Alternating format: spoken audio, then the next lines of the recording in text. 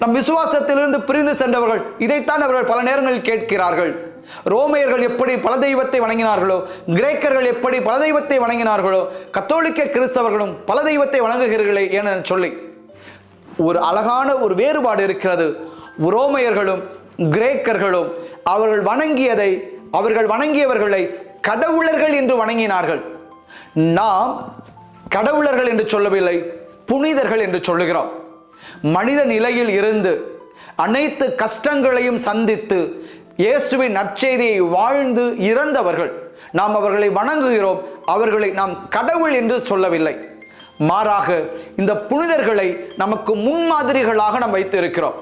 எப்படி பொறுமையாக இருப்பது, எப்படி கஷ்டங்களை சகித்துக் கொள்வது, எப்படி உரிமைக்காக போராடுவது, எப்படி குடும்பத்தில் அல்லது சமுதாயத்தில் இயேசுவின் சாட்சியாக பரிமளிப்பது என பல்வேறு விதங்களில் அவர்கள் வாழ்ந்து இருக்கிறார்கள்.